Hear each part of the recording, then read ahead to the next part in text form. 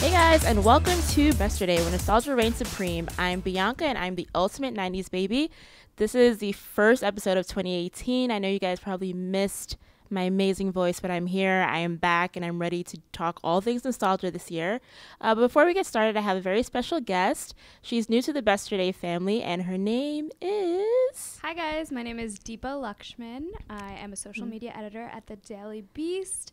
And before that, I wrote about music at MTV News, and I never, ever grew out of my emo phase. Love it. I love it. Yeah, so Deepa is, like me, like many of you guys listening, was a huge emo fan. So before we talk about that, we're kind of going to get into some This Week in History. But as you guys know, or if you don't, if you're your first time listening to Besterday, it is a podcast that reminisces on the songs that had your heart, the movies that made you laugh, and everything pop culture from the 80s to the early aughts. So think Baby Bottle Pops. What else? Are You Afraid of the Dark? You ever watch that show on Nickelodeon? I loved that show. Yes. It scared me so yeah, much. they're actually coming out with a reboot of that show. Are they really? I think I talked about it a few episodes back, but yeah, it's like in the works. They're just bringing everything back. That's like right up there with like Goosebumps, R.L. Stein, Fear Street. There's actually going to be another Goosebumps movie too. Oh, I think I heard about that. Yeah, yes. I mean, I love anything horror related, so like I'm so excited when any of that stuff comes out. What else is like 90s related? Hey Arnold, obviously I love Hey Arnold. Angry Beavers. Sock and Boppers. Yes. Yeah. Yes. And the were they called Skip-Its? Those like pink. Oh like, yeah. Oh my God. I remember. I always tripped on them because I have no like hand-eye coordination. So like every time I try to do it, like during recess in school, like it was just a hot mess. But yeah. It was like the fancy version of a jump rope, essentially. Yes, that is a perfect way to put it, actually. All right, guys, so we are going to get in This Week in History. There's a few things that happened this week that's really cool. On January 14th, 1968, LL Cool J was born, and he is celebrating his 50th birthday. So happy belated birthday to you, LL. January 14th, 1969, Dave Grohl celebrated his birthday. January 14th, 2006, this is my personal favorite, Eminem married Kim for the second time. You guys know I'm a huge Eminem fan, despite his last album, which we don't really like to talk about. Yeah, so I think that's really funny that they got married twice. Do you listen to Eminem? You know, I was a fan of the Eminem Show album, and that was about like my peak Eminem phase when I was like in sixth grade and would rap along to it because my parents were just totally oblivious to the lyrics that I was rapping along with. I mean, it just all went over my head. Yeah, I think that was his peak era. I mean, he's trying to get back to it, but Eminem, we still love you, but we hope you get back to like the Slim Shady era because that's what I love. Next up, January 15th, 1981, Howie Day was born from Backstreet Boys. Wait. Oh my God. Backstreet Boys. Wait, what were you going to say? Did he sing Collide or was that somebody else? Oh, like when you and I collide. No, that must have been somebody No, else. that's who is that actually? Is his name similar? You know what? I'm going to look this up after the episode because that song was a jam and I do not remember who sung it, but you're like bringing back some memories right now. But yeah, shout out to Howie Day, Backstreet Boys. You guys know I'm an NSYNC fan, so I kind of shade Backstreet Boys often, but I still love them. Next up, January 16th, 1979, Aaliyah was born. She would have been 39 today, which is we're recording on Tuesday. January 16th, 1998. One of my favorite movies of all time, Half Baked, premiered in theaters. It's turning 20 years old the day that we're recording, which is crazy. I shouldn't have been watching that as a kid. Have you watched that movie before? I haven't. It is hilarious. It's with Dave Chappelle. And like he's basically a huge like weed head and he just like goes about his life just being stoned as hell. It's a good stoner movie if you guys want to watch it. I'll add it to my list. It's really, really funny. To watch. Next up, January 18th, 1996, Lisa Marie Presley, she filed for divorce from Michael Jackson. And last but not least, January 20th, 1982, Ozzy Osbourne, he bit the head of the bat in concert, which he thought it was a toy, but it was actually a real live bat. And yeah, it was very very memorable moment in rock history. All right, so guys, we're going to move forward into some nostalgic bits. First up, have you heard about the new Aladdin movie that's coming out? Like the live action? Yeah, I'm really excited because it's my favorite Disney movie. I would say my favorite Disney movie is The Lion King. Lion King's a good one. Yeah, The Lion King and then Aladdin. Aladdin is number 2, and then Pocahontas is number 3. That's my top 3. Pocahontas and probably Aladdin's definitely my number 1, followed closely by Pocahontas. Yeah. Lion King and then The Little Mermaid. Probably. Yeah. I feel like if you have Lion King or Aladdin somewhere up there, like you're doing fine. But the movie is coming out May 24th, 2019 actually, so very soon. And there's been some controversy. It was kind of controversial from the beginning because Disney said that they couldn't find the right people to play Jasmine and Aladdin. They couldn't find enough like Middle Eastern or Indian people to play, and I was like, they're there, just look for them. They are everywhere. You just have to, search. So that was like the main controversy. But now it's like getting even bigger because they were, they actually admitted to this. They had a casting call in London and they were looking for extras, to be in the background of the movie. And they casted a lot of white actors and they actually darkened their skin so they could look like they're from the Middle East. So obviously, there's a lot of backlash, a lot of outrage, and Disney admitted that they were doing this, but they said that they were on a shorthand of actors, so they had no choice. In their words, they had no choice to do it. So obviously this isn't right. Blackface isn't right in any occasion, but it's just kind of sad that someone as huge of a company as Disney, is doing something like this. So yeah, it's a real bummer. I feel like there's so many amazing actors and actresses that don't have enough representation as is in terms of the roles that are offered to them in the first place. So it's just a bummer that this is what they're doing. Yeah, I mean, it's hard because Aladdin, as we both said, is one of our favorite Disney movies. So we wanted to meet our expectations, but with all of this backlash coming out with Aladdin for so long, I'm kind of like not really excited to see the live action movie, but we'll see if they could, make up for all this drama that they've caused so far. So, and kind of more enlightening news, there is a new Selena-inspired TV series in the works, and it's not going to be based on her life per se, but it's going to be kind of, how would you say, like it's a little bit inspired about her career and how her upbringing, from being in Texas to being a full-fledged Tejano star. And her family is going to be producing it, which is really cool because I feel like a lot of fans, they don't really like when their favorite artist passes on, they want the family to be involved. So I think it's cool that the family is going to be producing the TV show. So I'm a huge fan of Selena, so I'll be interested to see what they do with this series. And what else? Oh, Living Single is now on Hulu. My timeline exploded when this news happened. I wanted it to be on Netflix. I feel like Netflix kind of dropped the ball on this because we were asking for Living Single to be on a streaming service forever. And Hulu got it first, which I'm a little bit salty about. But, have you ever watched Living Single? I haven't, but now that it is on Hulu, maybe I will. Yeah, it's it's the show that inspired Friends, basically. Okay. So if you like Friends, you'll like Living Single. That was like the OG. Right. Yeah. All right.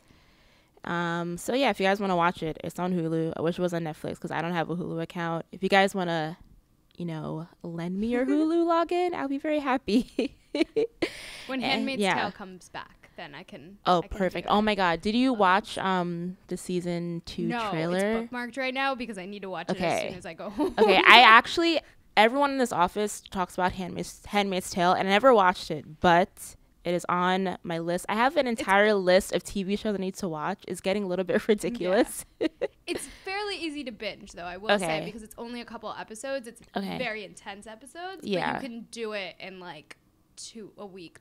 Oh, okay, that's perfect. Because I'm in the middle of I finished Game of Thrones. That was like my big goal. That is like deserves a round of applause. Yeah, like I am so proud of myself. Like I literally watched it for like had to like a month. I was just like, wow, going. Dedication. Yeah, I was like, I didn't get any sleep. I didn't see any of my friends. I was like, listen, I need to finish this show.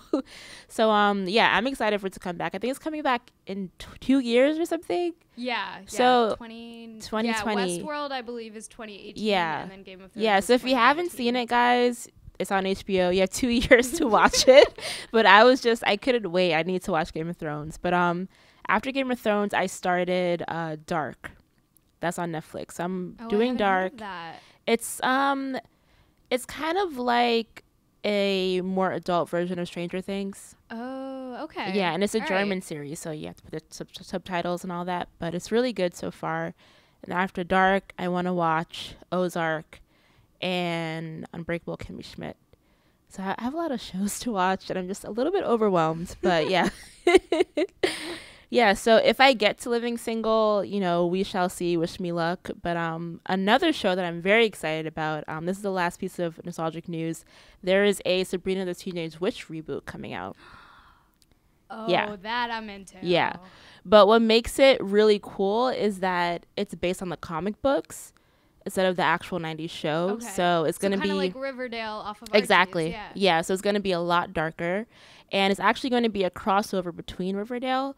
I haven't watched Riverdale, but it's going to be kind of, I don't know if they're going to tie it together, but the plot lines are going to cross paths soon. Oh, that's awesome. And Riverdale comes back this week from their mid-season hiatus. There you go. So I know there's a lot of Riverdale fans out there. Yeah. Riverdale's great. As someone who read Archie's growing up, now I'm like really into watching it. Okay. Riverdale. That's actually on Netflix too, so I have to watch that.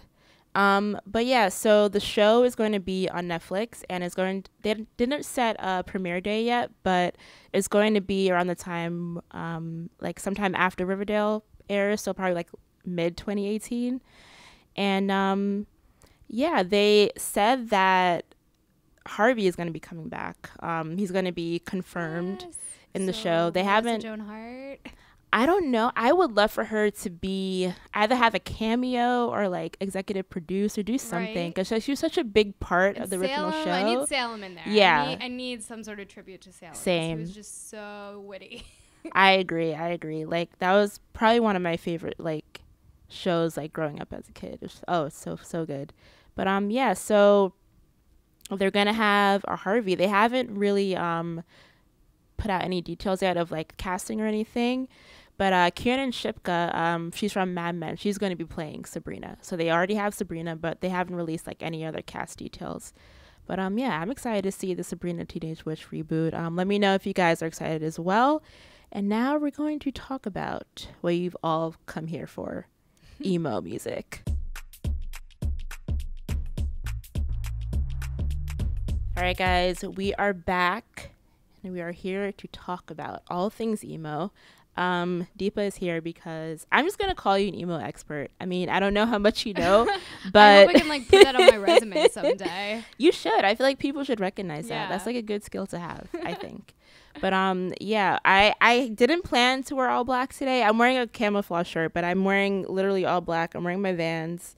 I'm wearing skinny jeans. This is very unintentional, but I feel like that emo-ness just lives inside me. And it just comes out sometimes. I love it, and I wish I'm not dressed for the occasion. What are you wearing? She's wearing flannel, guys. Yeah, so that works. That works. But rest assured that I do have a pair of Chuck Taylors in my closet at this very moment that is totally doodled up with lyrics from various emo songs and like multicolor like Sharpies. I love it. That I would take and wear at every single concert from like 8th grade onward. So I still have those Chuck Taylors. They have lasted a very long time. I'm so jealous because I had a pair of checkered Vans. Yeah, and I had the Vans. When did I get them? I think I got them in 7th grade. And I had them from 7th grade until like 10th grade. And I took them everywhere with me. Like I remember going on a school like end of year field trip to Rome. I took it to Rome and Athens, and I remember like having everyone like sign them and everything. Like it was kind of like my journey into like travel as a child. And like I remember, I'll never forget this, my mom, she went in my closet, she was like, oh, these have so many holes in them, why do you keep them? and she threw them away. Killing me. She threw them away. Mom, if you're listening to this, I have never forgiven you for throwing away my beloved checkered Vans. Like, I wish I had them, because I wouldn't wear them because they were like falling apart, but they just hold so much significance, and I'm like, man, those were the days. Yeah, those totally were the days. But let's kind of go back to when we first like heard emo music. Do you remember like that moment?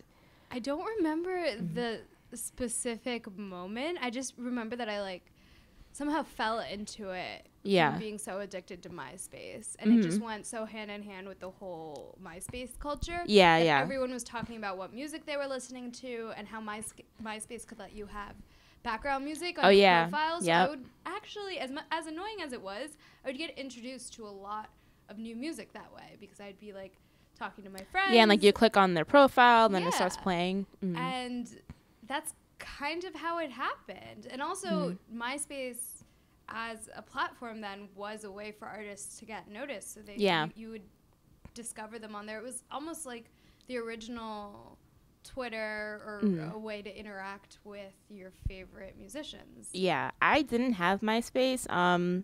One, because I didn't understand it, but I remember like seeing my friends' MySpace, and I thought it was so cool, because it was kind of funny, because we all kind of grew up, and now we're all working like corporate jobs, but that kind of taught us like HTML and like the background and graphic design and all that. It's like it came from the MySpace era. Between that and Neopets is the basis. Oh my God, of the majority of my HTML and CSS knowledge. Yes. Because I would spend hours, I kid you not, hours designing my homepage and getting everything to look exactly how I wanted. Yeah, no, it was an art. It was an art form, and we have what's his name? Tom? Is it Tom? Yeah, we have Tom, I think. He's still on like all the social media platforms, and still has the same exact photo. I love it. I love it. But yeah, I did wish I had a MySpace. But I remember like my friends, they used to always like, I think it was like in the about me section, like they would just like shade our classmates all the time, like, and I was like, is this like it was petty, it was real petty. It was like a Mean Girls forum. I was like, oh my God, like I don't think I could do this. Like I was like a little shy girl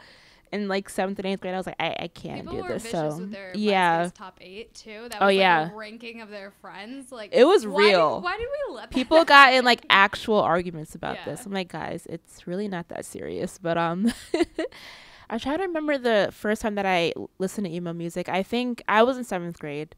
So I was 13 years old. Yeah, I'm 26. I think, I was 13. And I didn't find it out myself. I went to a private school on Long Island, and a lot of my classmates listened to it. And that was kind of like my introduction to emo music, because they listened to it, and I was like, oh, what's that song? And it was like, oh, it's the Used. And I was like, oh, that's so cool. Like, let me do my Googles. I think I was on like LimeWire. I'm like trying to like search all these artists, because I didn't have no YouTube. We didn't have Spotify back in the day. So it was like LimeWire, Kazoo, and Windows MSN Messenger. And like people used to send me songs through there, and I would download it through the Windows Media Player, because we didn't have Macs back then, MacBook Pros. So yeah, I remember like getting the music that way. And I'm like getting super nostalgic, because it just reminds me of like, it was like a simpler time. Yeah, and it definitely finding new merged music well with like the AIM generation exactly too, where you would like have all the lyrics typed in mixed cap. Oh yeah, and like the X's and like those weird like squigglies and the stars. Yeah, that was like a black background with hot pink text. It had to be hot pink. That was the color of the year. But yeah, and I think I kind of related to this. Couldn't get like a little personal, but I think as growing up, we kind of all try to find ourselves during that time. I mean, middle school is rough as hell. Like kids are so mean, and emo music was kind of like the way for me to escape from all of those things. So I think that's why I have such an affinity for it now, because it kind of reminds me of a time where I think we were all trying to, try to escape and, just try to figure out who we were as people. And I think that music kind of tapped into that a little bit. So Yeah, definitely. I think for me, it was kind of this feeling that emo music as a genre, however you choose to define it, because it varies depending on the person you ask. Oh, yeah. People get really touchy about this. They have strong opinions about it. But however you define emo music, for me personally, it was just this idea that it was the lyrics and just the general, like, culture that came with it felt like it was very accepting of just being different and feeling like an outsider, and telling you it's okay if you feel like an outsider. There's still validity in that, and you're allowed to feel, you know, sad. You're allowed to feel like angsty. Yeah, exactly. But it was channeling that angst into something that was really relatable. Yeah. Oh, I was hella angsty back then. Oh my gosh. As someone who is a writer, that's what I always do. I channel my emotions into writing. Yeah, same here. So it was so relatable and cathartic for me to listen to that type of music. Even today, still now when I'm in that kind of mood, I'm like, nothing can compare to like turning on some Taking Back Sunday and just like jamming out to some, like, angsty music from like Tell All Your Friends. I love it.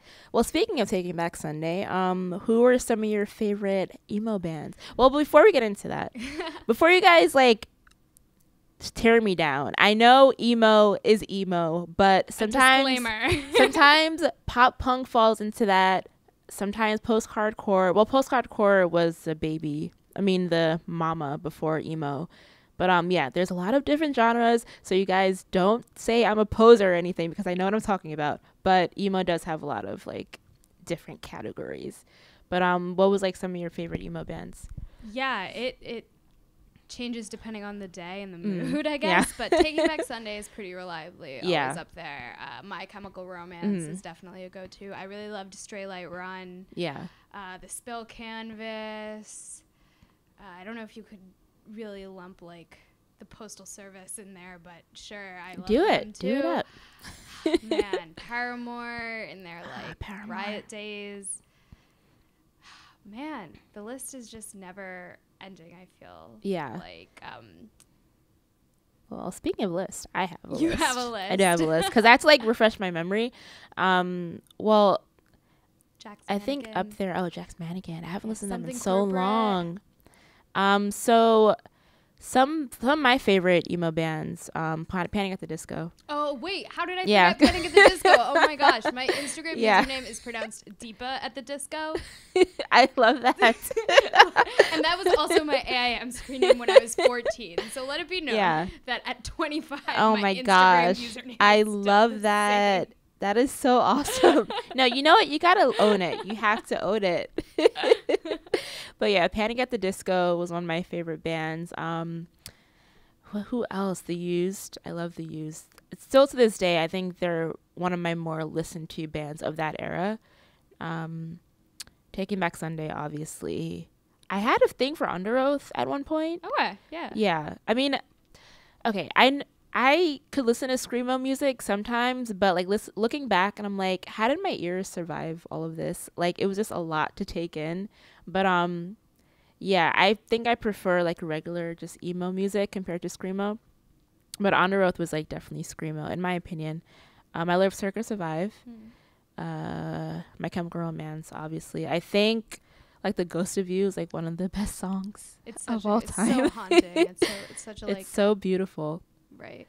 And then who else? Obviously Paramore.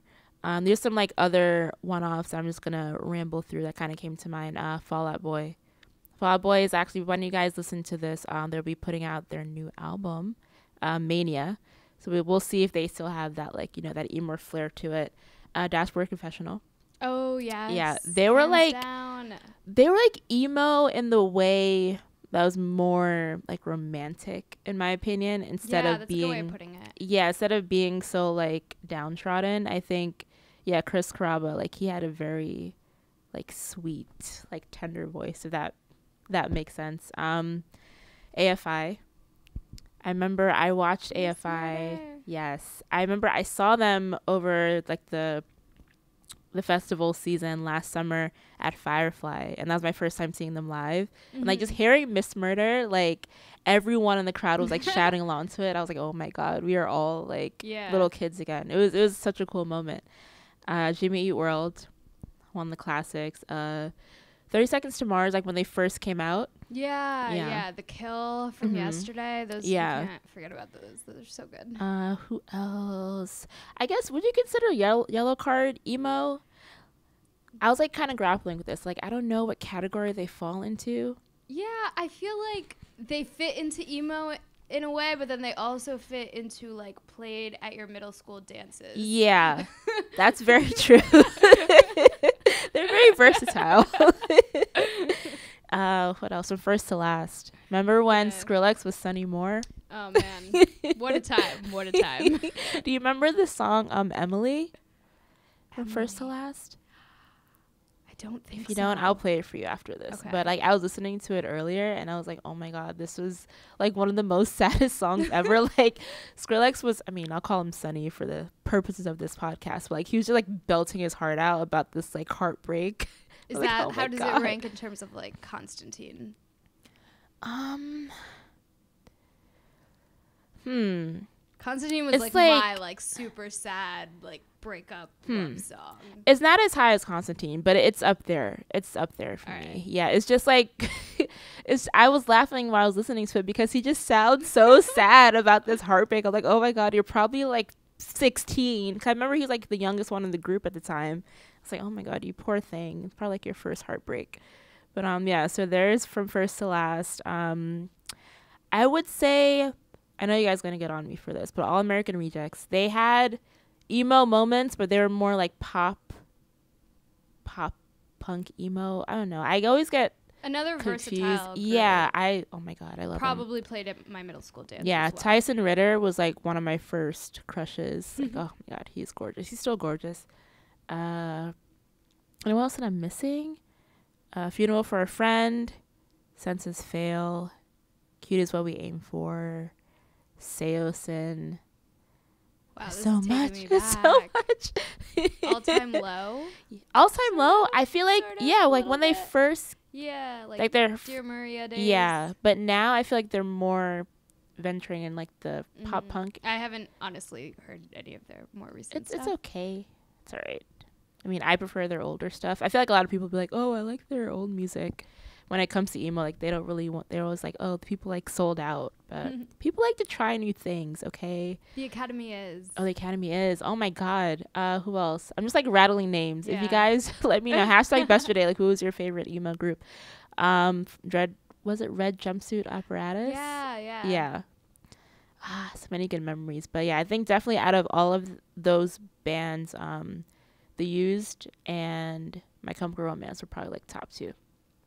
So I feel like The Used, they were, how would I put this? Like they weren't afraid to like talk about like really dark moments. Like I think Burt McCracken, like he was a great songwriter, and he was able to kind of like put gripping emotions into words, and like even the music videos, they were very extravagant. And then My Chemical Romance, they were just so melodic, in my opinion. Like, it wasn't like the typical emo music, just like, shouting out all your feelings. Like, I feel like they had a good storytelling to them. They had their very own unique style. Exactly. Like, for me, they weren't like anyone else during that time with things. Obviously, that's why, they became so big. And they had so many different eras, too, which was cool.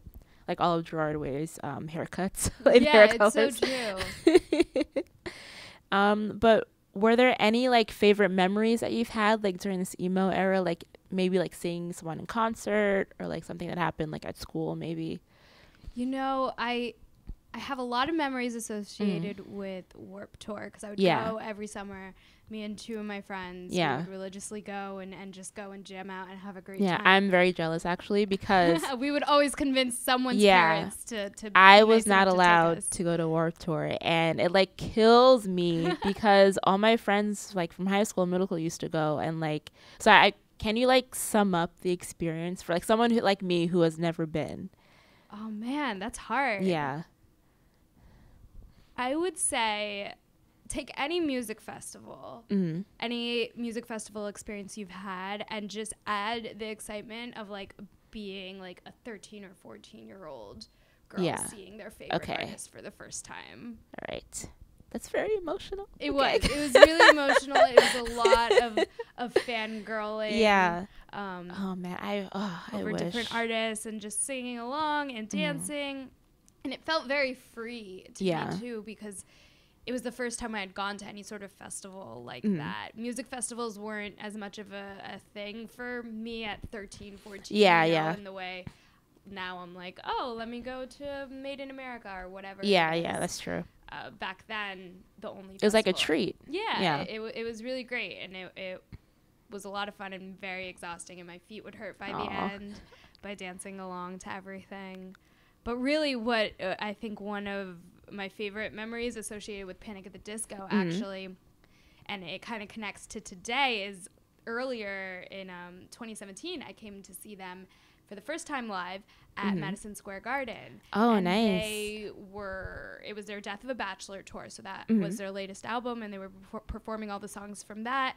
And then right in the middle of their set, they kind of paused everything and did a whole medley of songs from their first album, A Fever You Can't Sweat Out. Oh, I love and that. They just mashed up maybe 6 to 8 songs from that album specifically, and I knew every single word. I went to that concert by myself, which was rare. I think it was one of the first concerts where I had the guts to go totally by myself. Yeah. And I was surrounded by all these high schoolers who were They're probably like, what is she doing right here? They were like, who is this girl singing along to these songs we've never heard before? And nobody knew any of the words except for me. You children. Right? And it was just this moment of they're so into Panic at the Disco in this day and age, and I have all these memories of their songs from when I was a teenager that it fit together so well. It was such a nice moment of, hey, they're this great band that has this enduring legacy and can speak to different generations. Yeah, that's so good. And Brennan Urie, he's just godsend. So talented. And now super he's in Kinky talented. Boots and everything. Right? He's just doing it up. Yeah, Panic at the Disco, they're doing well. My Chemical Romance, obviously, they're not coming back together. We don't like to talk about it, but Gerard Way, he's a huge comic book writer now, and he's actually, his Umbrella Academy series is coming to Netflix, which is awesome. So it's cool to see everyone kind of transitioning, doing their own thing, after the whole 2000s era.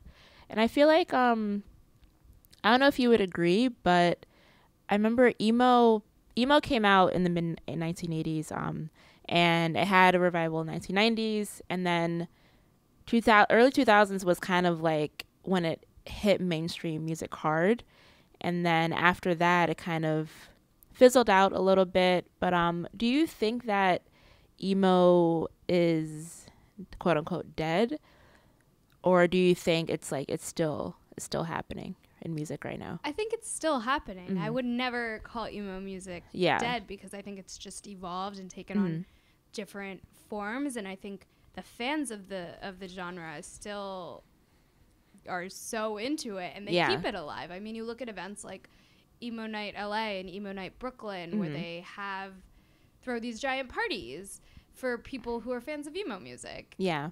And you see all these artists that are really into emo music today. You have people like Halsey and Demi Lovato who talk freely about what emo artists they're into, and they're quoting those bands on their Twitter. Yeah. So you can see that they've been influenced by all of these artists before them. And even take the late Lil Peep, he merged rap and emo music in such a interesting way that shows the lines between genres can be blurred so easily, and genre doesn't mean as much, I think, doesn't have as much weight as it maybe used to. Yeah, I think that's what makes it so special, because I remember, when we were kids, people were talking about, oh, you're such a poser, you don't really like emo music. And back in those days, they were such purists, but I feel as you said, emo music has evolved, and I feel it is healthy for the genre to kind of, go through different stages, and, it might have a pop influence, it might have a rap influence. So I don't think there's anything wrong with that. So I feel it had a revival probably past 2 years, with bands like Modern Baseball kind of bringing back the genre, but kind of adding their own flair to it to make it make it more accessible for kids who maybe didn't really grow up with emo, but they're kind of rediscovering it now. So I feel like, you know, emo can never die. You know, there's always going to be, you know, a Spotify playlist, you know, that we can listen emo to. Forever. Emo forever. Warped Tour is disbanding, but, you know, they're probably going to have a huge reunion this year. So I feel like genres don't really die. I feel like it's up to the fans to kind of make sure it keeps going. And I feel like we are doing that. So, but I think, you know, aside from the music, emo was kind of like its own little lifestyle, I would say. It really was. Yeah. Like, I mean, obviously, you know, like I said, I'm wearing all black, but like black was a thing. You had to have the skinny jeans. You had to have the studded belt. Basically anything like Hot Topic. Oh my gosh. Hot Topic and PacSun. Yes. And Journeys. Yep. I remember in my mall on Long Island, the Hot Topic and the Abercrombie were right next to each other. And I remember I used to go into the mall and I was my mom, I was like, Mom, you know, I need to go to Hot Topic. I need to get like, I don't know, like those. Yeah. Did you have like the sex bracelets? Yeah. Like those, the jelly bracelets. Yeah. If you children do not know, I had the black ones because I was trying to be, you know, cool. Mind you, I didn't do anything at that time. But yeah, I remember I had to like restock on the jelly bracelets. And my mom was like, "I'm silly bands of the emo teenagers." Exactly. My mom was like, "I am not going in there with you." I was like, "You know what? Fine. I was gonna go in by myself." But like, that was like my safe haven. Like going to Hot Topic and like, you know, looking at the manic dyes, like wishing I could dye my hair, and just, you know, getting all the band tees and stuff. Like, I don't know. It was like I pass by it sometimes when I go shopping. I'm like, oh my God, like I used to shop in the store all the time. I don't do it anymore because obviously when you grow up, you know, your style evolves. But that was a store to get everything. I remember I got like neon, like glow in the dark nail polish. Yeah, like Halloween. Yeah. Had everything. I had hot pink. Do you see a pattern here? Yeah. Happy Bunny pattern shoelaces. Oh my gosh. Throwback. Hot Topic that I wore a lot. And even now, I still don't know what to do with all my band t-shirts because I would get my band t-shirts and then I'd wear them to the concerts. Yeah. And then I would be that person standing around until like the band comes out. Oh yeah, they could sign it. All autographed. Oh, I love that. Have, like, so many different Sugar Cult tees. That is so and cool. And I can't throw them out because they're all autographed. No, that's like amazing memorabilia. You have to keep that. Yeah. I need to like make them all into a quilt or something, which Yeah. I feel like is the most like anti like emo. Like let me take all my emo band tees and turn them into a quilt. Yeah, I don't know how that would work out, but hey, I'm not judging here. But yeah, they had the skinny jeans. I remember like the kids at school. I couldn't do this because like my parents were just like not into this idea. They wouldn't let me be the emo person I wanted to be.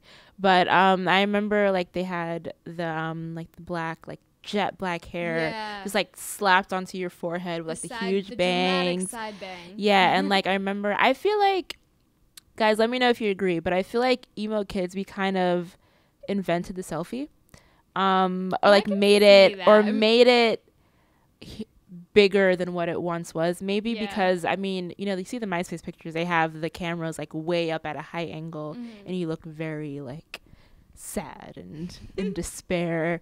And yeah, I feel like we always took pictures with our cameras. Like that was the thing, like having those like mirror pictures where like it was like hella reflective, you can't see anything, but you still thought it was cool. And I remember some of my classmates, they had like the lip piercings, like I think they're called snake bites. Like that was a big thing. I wore a fake nose ring in middle school, and then my gym teacher made me take it out. Oh no. She like yelled at me. She was like, "Get that thing out of your nose." But yeah, it was a whole lifestyle. I feel like yeah, it was definitely a subculture, you know. Aside from the music, you kind of lived, breathed, slept, ate emo music because it was what you related to as a kid. But losing my notes here, sorry guys. So how do you think and we kind of talked about it before, like saying emo isn't dead, but how do you think that peak era of like when we were in middle school and high school, how do you think it kind of lasted throughout the years? Like, did you think it aged well, like that 2000s era? I think it did, in the sense that people who were really ingrained in that type of music seem to have a special place in their hearts still for it. Yeah. And they still go back to it. It's almost like it's like comfort food. It's comfort music. It is, yeah. So I don't go more than like a couple weeks without listening to one of my favorite emo songs, because it'll either come up on my shuffle, on my Spotify, or it just always transports me back to a place where I remember I felt so insecure and I felt so unsure of myself back when I was first listening to those songs. And it reminds me how far I've come since I've first listened to those songs. That's a good point. So it's nice to be reminded of where I was and see how much I've changed since then, but still finding comfort and solace in those same artists. Yeah, I'm the same way. It's like I don't really listen to it as much anymore because my music taste like grows within the week. Like I listen to all different kinds of stuff, but I feel like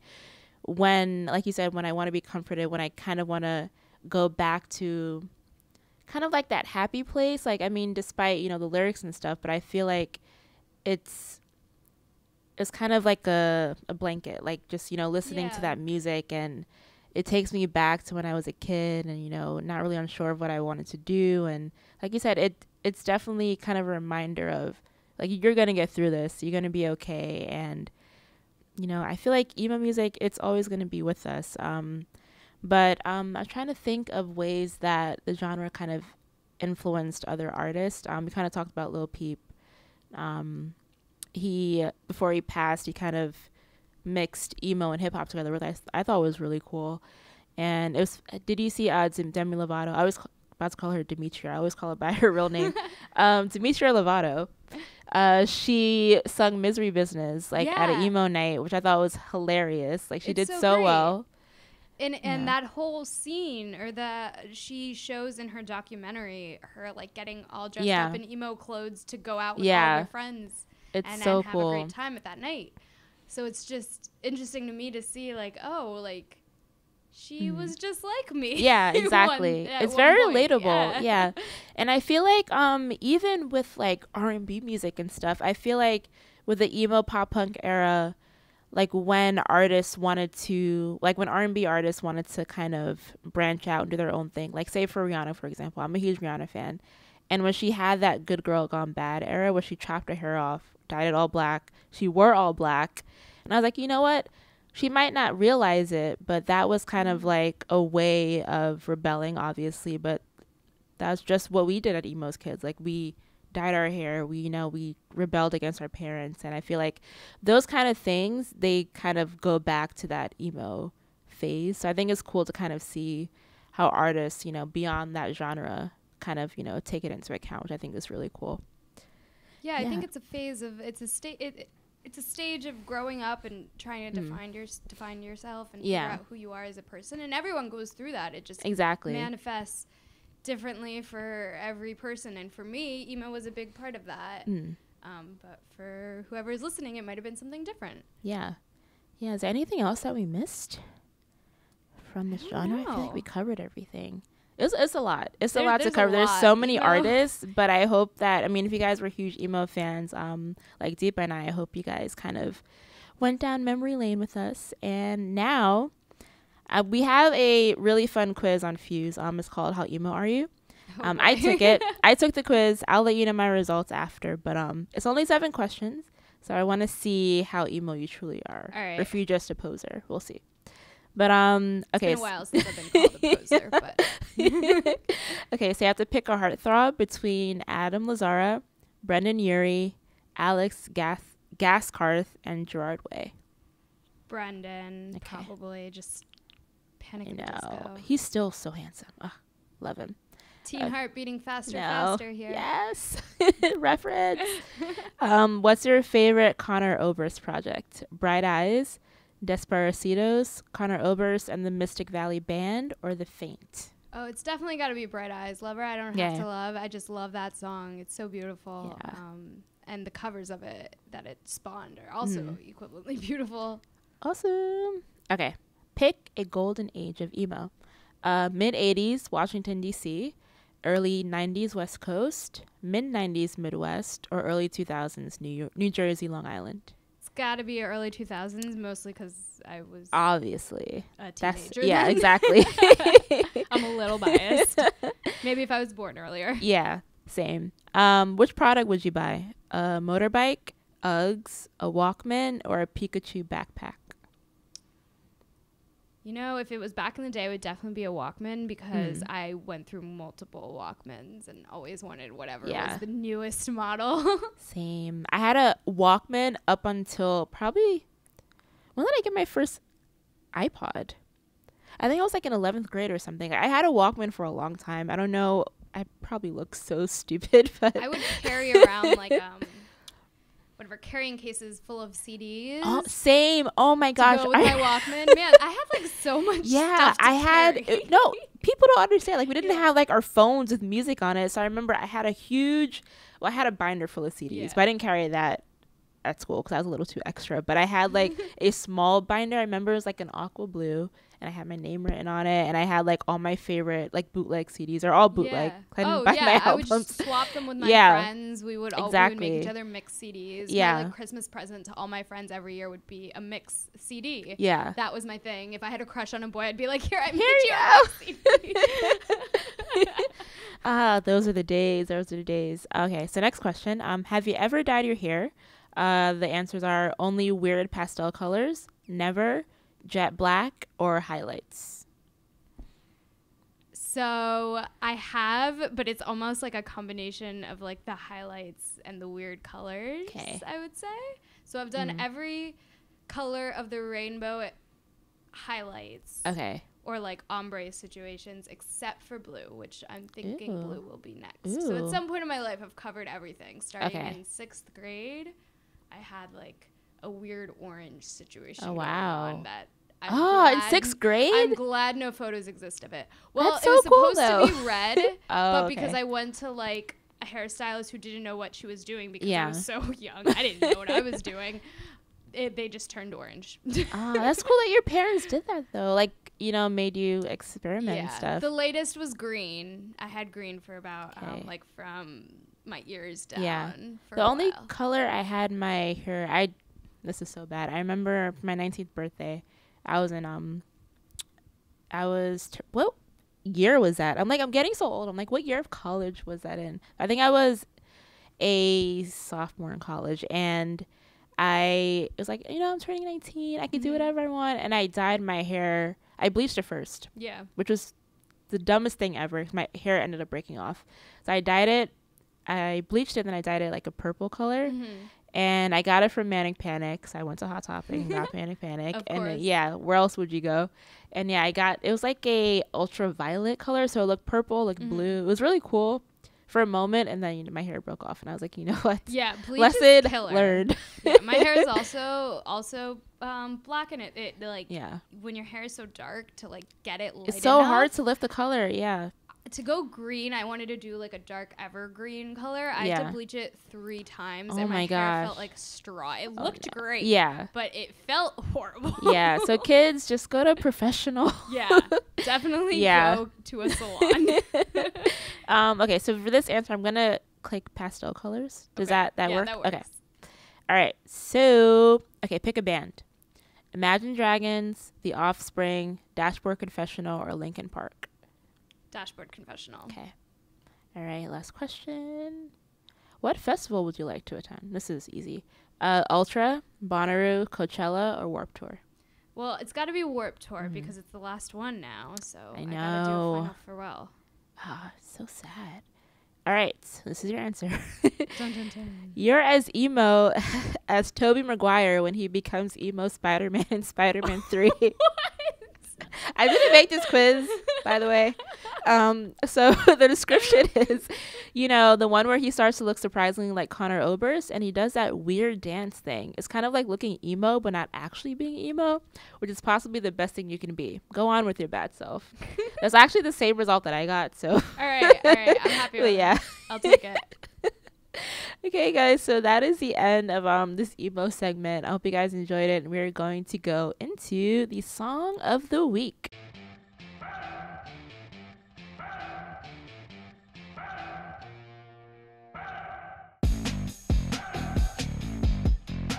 All Alright guys, we are back with the song of the week, and this is one of my favorite parts of the episode where the guest co-host and myself, we pick a surprise song, and I always let my co-host go first. So hit me with what you got. Yeah, I'm waiting. All right, so my song of the week, I'm going to go for a real change of tone here. Oh, okay. I'm going to pick Hilary Duff's I Can't Wait. Wow. Which came out during the early part of Lizzie McGuire. It was one of her first songs that she put out as an artist. I love this. And my reasoning for it is because I was obsessed with Hilary Duff at the same time I was listening to emo music. Yeah. Which proves, really, like, you can listen to any genre at any point. I love it. I love it. So that is my song of the week. Yeah, I actually have a Hilary Duff appreciation episode, which was like probably one of my favorites. I did it when I first started the podcast. Yeah. Shout out to Jesse Morris, who was my co-host for that. All right. So my song of the week, I'm going to stay in the rock genre, but I'm actually going to go post-hardcore. Story of the year. I'm going to pick Until the Day I Die. Wait, I was actually listening to that on the way here to get in my mood. I was like, I need to listen to emo music. I love this. We are twitting so hard right now.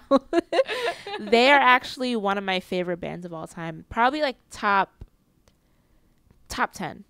And it came to mind because I actually interviewed them for their last album, Wolves, that came out the end of last year. And it was crazy because I listened to them I discovered them on Fuse. You guys remember Fuse used to be like a huge like rock music channel. And that's where I found out about a lot of these artists. And I remember watching Until the Day I Die music video on Fuse. And I was like, this band is fucking awesome. And from that point, until now, they've been one of my favorite bands. So it was cool to interview them, and I was like, this is kind of like weird because I'm a huge fan of you, and like it's cool to see like your growth and all that. So like I was fangirling so hard, but that kind of like brought back to mind like those old memories. So I picked Story of the Year, Till the Day I Die. So yeah, guys, that is a wrap for Besterday. I hope you enjoyed this episode. Hope you enjoyed going back down memory lane with me and Deepa here. Definitely hashtag Besterday. Let me know what was some of your favorite emo bands and favorite emo memories. Shout me out on Twitter and Instagram, and make sure to send us suggestions. Rate us on iTunes. Follow myself, Bianca and Rogue, on Twitter. And what's your Twitter handle? It's at Deepa. That's it. DEEPA. There you go. Boom. That's so easy. I wish I had that. I remember trying to like figure out my Twitter handle, and I was trying to be all like cool. I chose Bianca and Rogue. I still don't know what that means. I remember probably knew what it meant when I first like did it, but now I'm just, if I couldn't get Deepa, then I would have done Deepa at the disco, but yeah, I got Deepa. I mean, that works too. But yeah, guys, that is a wrap for Besterday. I will see you guys next week. Thanks. Bye. Guys.